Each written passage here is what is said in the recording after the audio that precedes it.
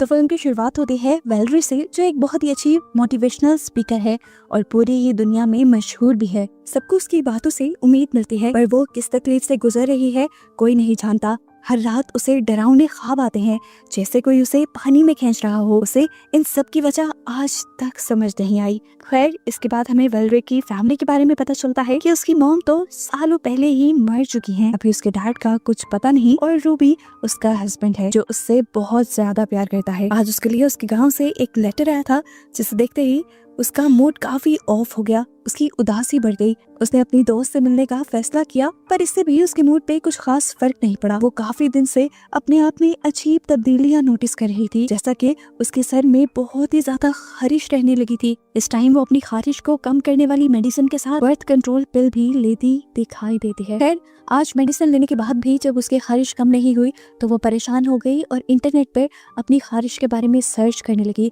और उसे जो रिजल्ट्स नजर आए उसे देखकर वो बहुत ज्यादा डर गई और उसने अपना लैपटॉप ही बंद कर दिया। वैलेरी के साथ अब एक और भी बहुत अजीब चीज हुई।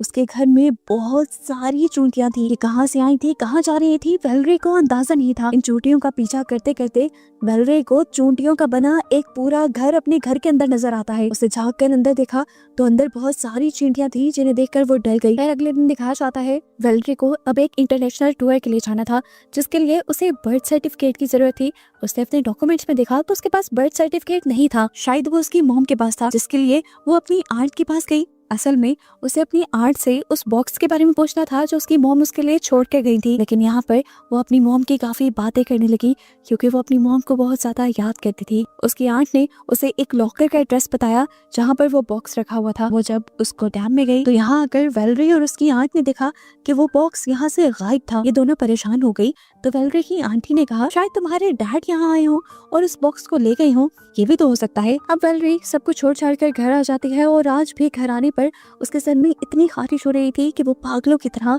दोनों हाथों से अपना सर खुजा रही थी और उसके पास बैठे हस्बैंड को भी उसकी ये आदत बहुत ही अजीब लगने लगी थी। वैलेरी को अपनी इस बीमारी की समझ नहीं आती, यहाँ तक कि डॉक्टर्स को भी उसकी इस बीमारी की समझ नहीं आई, तो उसे लगा शायद उसे ये जेनेटिक इशू है, उसकी मॉम को भी होगा और अब उसे हो गया है। फिलहाल उसे अपने इंटरनेशनल टूर के ऊपर फोकस करना था, इसीलिए उसने अपने डैड से मिलने का फैसला किया। जाने से पहले उसने अपने सर पर कैप पहन ली ताकि वो लोगों के सामने अपने सर पे खारिश ना करे। वैलेरी गांव में आकर अपने डैड से मिलती है, जो पहले एक सोल्जर थे लेकिन अब एक मॉन्क बन चुके थे। वैलेरी ने उनसे पूछा, आप उस बॉक्स के बारे में जानते हैं जो मॉम मेरे लिए छोड़ के गई थी? उसके डैड ने कहा, नहीं, उसके बारे में मुझे कुछ नहीं पता। यहीं उसके डैड के कमरे में एक बहुत ही अजीब पेंटिंग भी लगी हुई थी। वैलेरी ने जब उस पेंटिंग के बारे में पूछा तो उसके डैड ने उसे सांची नाम की एक एंटिटी की कहानी सुनाना शुरू की। दरअसल सांची एक पैरासाइट था जो इंसानों के साथ रहता था और उनकी स्पिरिचुअल पावर से फीड करता था। सांची जिस इंसान के ऊपर कब्जा कर ले उस इंसान के साथ तब तक रहता है जब तक वो उसे पूरा खत्म ना कर दे। खैर, वैलेरी यहाँ पर इन सारी चीजों की इन्फॉर्मेशन लेने नहीं आई थी। वो जाने से पहले अपने डैड की चाबी चुरा लेती है और उनके लॉकर में जाती है बगैर उनके पूछे। वहाँ पर उसे वो बॉक्स तो नहीं मिला जो उसकी मॉम ने उसके लिए छोड़ा था, लेकिन हाँ, उसे उसका बर्थ सर्टिफिकेट जरूर मिल गया, जिसे लेकर वो यहाँ से जाने लगी। उसे गोदाम में एक छोटे बच्चे की रोने की आवाज़ आ रही थी और साथ उसे ऐसे फील हो रहा था जैसे वो बच्चा पानी में डूब रहा हो। उसने आवाज़ का पीछा किया तो वो एक स्टोर रूम तक पहुंची। इस स्टोर रूम के अंदर बहुत सारी केड़ियाँ बिछा रही थी। उसने बैठकर उन्हें देखने की कोशिश की तो उसे ऐसा फील हुआ कि जैसे पीछे से बहुत सारी बुरी सोल्स उसे पकड़ने वाली हैं। उसने अपने कंधे पे बहुत सारे हाथ फील किए। इससे पहले कि वो चिल्लाती थी उसने पीछे मुड़कर देखा तो वो यहाँ का गार्ड था, यानी इस टाइम इसे ये हेलुसिनेशंस हुए थे। वैलेरी अब घर आकर बहुत कंफ्यूज थी। आज उसके साथ जो हुआ ये पहले कभी नहीं हुआ था। वो अपने डैड के लॉकर से जो सामान लाई थी वो उसे देखने लगी। इसमें उनकी फैमिली की पुरानी पिक्चर्स थी, उसके डैड की भी और उसकी मॉम की भी, उस टाइम की जब उसके डैड एक सोल्जर हुआ करते थे और उसकी मॉम एक बहुत ही खूबसूरत औरत थी। ये सब देखते हुए वैलेरी को एहसास हुआ कि उसे आज तक ये मालूम ही नहीं कि उसकी मॉम की मौत हुई कैसे थी। इन्हीं पिक्चर्स में वैलेरी अपनी मॉम के हाथ पे एक वैसा ही एलर्जी का निशान नोटिस करती है जो उसने अपनी एलर्जी को सर्च करते हुए इंटरनेट पे देखा था। और यहाँ से उसे ये कंफर्म हो गया कि उसे आजकल जो बीमारी है वो पहले उसकी मॉम को भी थी और इसका ताल्लुक उसकी मॉम से ही है। वैलेरी की इस बीमारी ने उसे बहुत ज़्यादा चिड़चिड़ा भी बना दिया था, यहाँ तक कि वो अपने हस्बैंड रूबी से भी अब अच्छा बिहेव नहीं करती थी। वो बहुत चिड़चिड़ी रहती थी। आज तो उसने फैसला कर लिया था कि आज रात को वो अपना सर नहीं भुजाएगी, इसीलिए वो अपने हाथों पर ग्लव्स पहनकर अपने हाथों को बांध कर सो जाती है।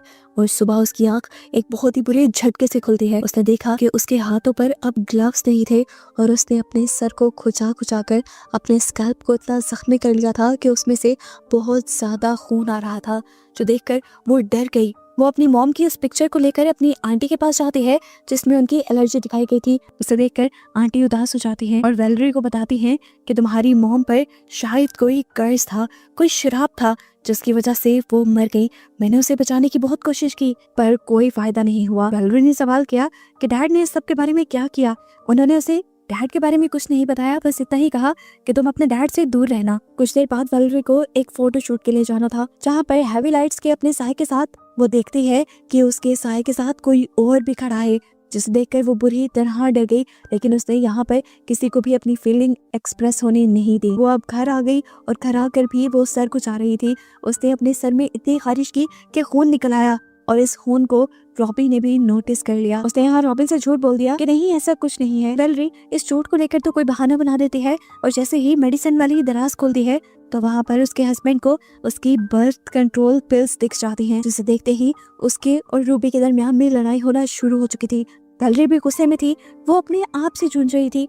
ऐसे में उसने रूबी से कह दिया, ठीक है तुम मुझसे दूर ही रहो, यही बेहतर है। और इस तरह उनके रिश्ते में दरार आना शुरू हो गई। वेलेरी अब अकेले अपने रूम में रह रही थी। उसने अब सोच लिया था कि हर रात वो अपना सर नहीं खुजाएगी, इसीलिए रात में वो अपने हाथों को बांध कर सोई। लेकिन जब सुबह उठी तो वो परेशान हो गई क्योंकि उसके हाथ खुल चुके थे और उसने आज भी अपने स्कैल्प से खून निकाल लिया था। वो अब इतनी बात समझ गई थी कि उसके साथ जो कुछ भी हो रहा है इसमें कोई दूसरी एंटिटी इन्वॉल्व है, क्योंकि वो खुद अपने हाथ नहीं खोल सकती थी।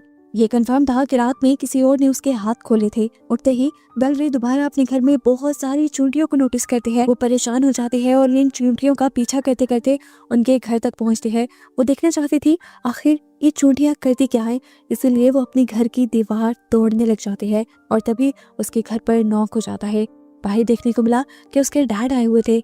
उसके डैड वेलेरी के लिए बहुत ज्यादा परेशान थे। उन्होंने कहा कि तुम मेरी कॉल नहीं उठा रही थी तो परेशानी में मैं बस यही चला आया। वो इस टाइम वेलेरी को कुछ बताना चाहते थे। वो बात शुरू करते हैं वेलेरी की मॉम से। वो बताते हैं कि वेलेरी तुम्हारी मॉम एक बहुत अच्छी इंसान थी और आज मैं तुम्हें बताता हूँ कि उनकी मौत कैसे हुई। सालों पहले मैं एक सोल्जर हुआ करता था और मैंने अपनी एक दुश्मन फौजी को मारा था। वो एक लड़की थी, न जाने उसके अंदर क्या ताकत थी जो उसके मरने के बाद मेरे साथ मेरे अंदर आ गई और मेरी वजह से वो तुम्हारी मॉम के साथ जुड़ गई। मुझे बाद में पता चला कि वो एक सेंची है और जब मुझे ये बात मालूम हुई तो मैंने तुम्हारी मॉम की उस सेंची पैरासाइट से जान छुड़ाने की बहुत कोशिश की, लेकिन मैं नाकाम रहा। फिर तुम पैदा हो गई और फिर वो सेंची पैरासाइट तुम्हारे अंदर आ गया और तुम्हारे साथ मैं जानता हूँ आजकल बहुत अजीबोगरीब वाक़ये हो रहे हैं और इन सब के पीछे वो सेंची ही है। वेलेरी के डैड जानते थे कि वेलेरी इन सारी बातों को जानने के बाद बहुत ज्यादा रिएक्ट करेगी, इसीलिए वो उसकी चाय में नींद की गोलियां मिलाकर लाए थे, जिसकी वजह से वेलेरी वहीं पर सो गई और जब उठी तो उसे फौरन वो सारी बातें याद आई और वो अब अपनी मॉम की मौत के बारे में सर्च करने लगी। उसे अपने घर में बहुत सारी अखबार की कटिंग और चीजें मिलती हैं जिसमें ये साफ लिखा था कि उसके डैड ने ही असल में उसकी मॉम का मर्डर किया था। ये सुनकर वो टूट गई। अचानक बारिश शुरू हो जाती है। वेलेरी अपनी घर की खिड़कियां बंद करने के लिए जब ऊपर जाती है तो उसे खिड़की के बाहर अपनी मॉम की परछाई नजर आती है। उसे वो दिन वो सब कुछ नजर आने लग जाता है जिस दिन उसकी मॉम की मौत हुई थी। उसने देखा कि उसकी मॉम तड़प रही थी और उसके डैड उसे जबरदस्ती पानी में डुबो रहे थे और ऐसे ही उसकी मॉम की मौत हो गई थी। जैसे ही वेलेरी को अपने डैड का ये घिनौना चेहरा नजर आता है तो वो फौरन अपने डैड के पास अपनी मॉम का बदला लेने के लिए पहुंच जाती है।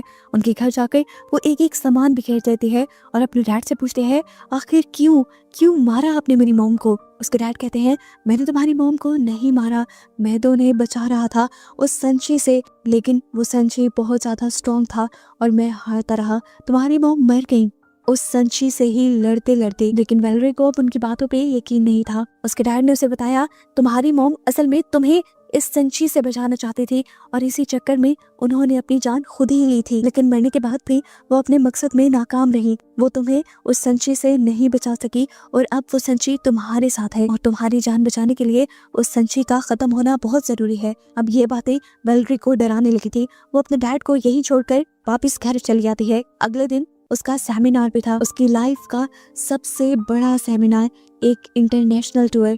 वो नहीं चाहती थी कि सबके सामने उसका मजाक बने, वो सबके सामने अपने सर को खुजाए, इसलिए उसने अपने सर पे एक कैप पहन ली। उसका शो शुरू हो गया। यहाँ पे बहुत सारे लोग आए हुए थे और रेटिंग बहुत ज्यादा थी। उसने स्टेज पे एक लड़की को बुलाया और अपनी स्पीच शुरू की। उसने लड़की को शीशे के आगे खड़े करके लोगों से कहा कि जब तुम अपने अंदर के असल को नहीं पहचानोगे तब तक तुम कुछ नहीं कर सकते।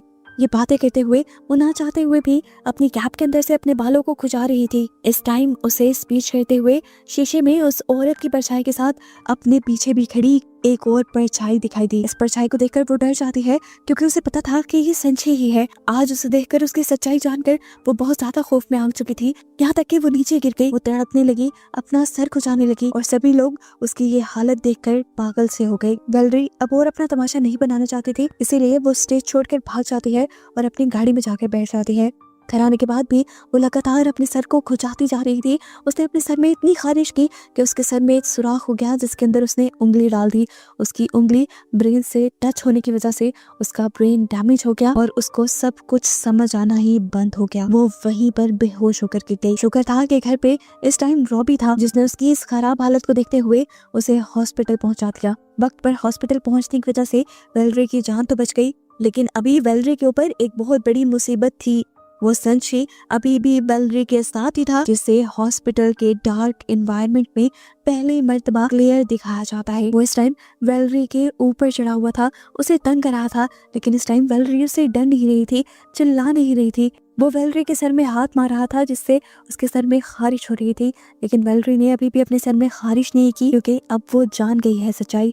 वो अब इससे डरती नहीं, वो इसका मुकाबला करना चाहती है। जैसे ही वेलेरी ने अपने डर का सामना करना शुरू किया तो उसकी हालत पहले से बेहतर होने लगी। संची का कंट्रोल उसके ऊपर से कुछ कम होने लगा और उसकी बेहतर हालत का कुछ क्रेडिट रॉबी को भी जाता है, जो उसका आजकल बहुत ज्यादा ख्याल रख रहा था। वो हमेशा अब वेलेरी को उसके सर पे हाथ लगाने से मना कर रहा था क्योंकि सर पे हाथ लगाने की वजह से उसकी बॉडी के काफी हिस्से पैरालाइज हो चुके थे, यहाँ तक कि उसके पाँव भी, और अब उसे चलने में काफी मुश्किल होती थी। वो नए तरीके से चलना सीख रही थी। अब सोते हुए वेलेरी अपने सर में खारिश न करते, इसीलिए रॉबी ने उसके हाथ बांध दिए, लेकिन जब वो सुबह उठा तो देखा कि उसके हाथ खुले हुए थे। वेलेरी ने अपने सर में खारिश भी की हुई थी। उसके पास एक सीजर भी थी, जिसे देखकर रॉबी को लगा कि उसने अपने हाथ खुद ही काटे हैं। उसे गुस्सा आ गया ये देखकर कि वेलेरी खुद ही ठीक होना नहीं चाहती और वो फजूल में ही उसके ऊपर इतनी मेहनत कर रहा है। वेलेरी ने उसे समझाने की कोशिश की कि ये सब उसने नहीं किया, ये संची ने किया है, लेकिन वो उसकी एक सुनने को तैयार नहीं था। रॉबी अब गुस्से में उसे छोड़ गया था।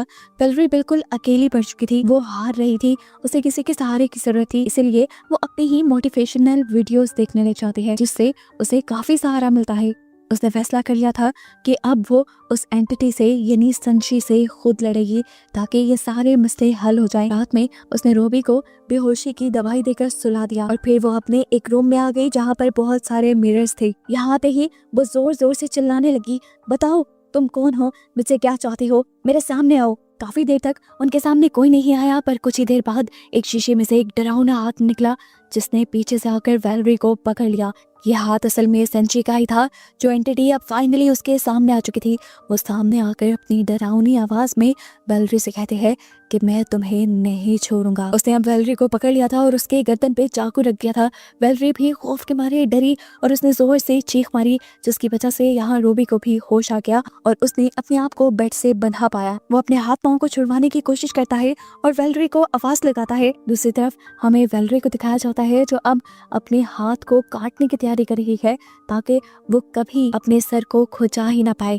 उसने अपने हाथ पे एक मार्क बनाया और उसे एक कटर के नीचे रख दिया, लेकिन कोई भी इंसान अपने आप को इतना दुख कैसे पहुंचा सकता था। वो कई मर्तबा हौसला करने पर भी अपना हाथ नहीं काट पाई, लेकिन फिर वो एक मर्तबा हिम्मत करती है और तेजी से मशीन के सामने आकर मशीन के नीचे अपना हाथ रखकर एकदम से उसके ऊपर वो कटर चला देती है। हाथ से शर करके खून निकलकर उसके मुंह पे गिर जाता है और उसका हाथ, इससे उसे बहुत ज्यादा दर्द हुआ था। खून भी उसका बहुत ज्यादा निकल रहा था, जिस पर चीजें बांध बांध कर उसने कंट्रोल करने की कोशिश की। इस हाथ का खून रोकने के बाद उसने अपने मुंह से खून साफ किया और फैसला किया कि वो अब अपने दूसरे हाथ को भी काट देगी। अभी वेलरी ये सोच रही थी कि एकदम से उसके पीछे संची आ गया, जिसने उसे पीछे से पकड़ लिया। और इस मर्तबा वेलरी उसके ऐसा करने से भी नहीं डरी। संची ने उसे डराने के लिए बोला कि मैं तुम्हें खा जाऊंगा, तुम्हारा कतरा कतरा खून पी जाऊंगा। वेलरी उसे बातों में लगाए रखती है और अचानक से उसका हाथ उसी कटर के नीचे कर देती है, जिस कटर से वो अपना दूसरा हाथ काटने का प्लान कर रही थी। यहाँ से आने वाली ऐसी आवाजें सुनकर रॉबी परेशान हो रहा था। यहाँ वेलरी पूरी तरह संची से लड़ने के मूड में थी। हाथ काटने के बाद उसने वो मशीन ही उठा ली और उससे इस संची के ऊपर हमला करना शुरू कर दिया। उसे लग रहा था कि ऐसा करने पर संची मर जाएगा, लेकिन ऐसा नहीं हुआ। संची के जितने हिस्से उसने काटे थे वो रीजनरेट होने लगे, यानी दोबारा से पैदा होने लगे। और अब वेलरी जब ये सब देखती है तो वाकई उसे डर लगने लग जाता है और वो यहाँ से भागने की तैयारी करने लगती है। वो इससे बचने के लिए वहां से भागने की ही कोशिश कर रही थी कि संची उसके ऊपर आ गया और उसने कहा कि अब मैं तुम्हें नहीं छोड़ूंगा। तो वेलरी ने उसे कहा कि अब कोई बचेगा भी नहीं। ये कहते हुए ही वो अपने आप को घसीटते घसीटते पानी के अंदर ले गई और उसने पानी के अंदर जंप कर दिया। वेलरी के पानी के अंदर कूदते ही संजय भी उसके साथ पानी के अंदर कूद जाता है, लेकिन पानी उसका सबसे बड़ा दुश्मन था। वो इस पानी के अंदर तिलमिलाने लगा और वेलरी उसका हाथ पकड़कर उसे वहीं रोकने की कोशिश में लग गई। और आज उसे समझ आया कि क्यों उसकी मॉम उस दिन पानी में कूदी थी। वो उसी संची को मारने के लिए कूदी थी और उसकी मॉम के मर्डर में उसके डैड का कोई हाथ नहीं था। उसकी मॉम की मौत इसी संची की वजह से हुई थी, उनकी मौत कोई मर्डर नहीं था। यहाँ दिखाया जाता है कि रूबी किसी तरह अपने आप को छुड़वा कर बाहर निकलता है तो वेलरी को पानी में डूबता हुआ पाता है और जल्दी से पानी में जंप करते हुए उसको बाहर निकाल लेता है। बाहर निकलते हुए हम उसके हाथ में एक छोटे से काले बच्चे को देख रहे थे।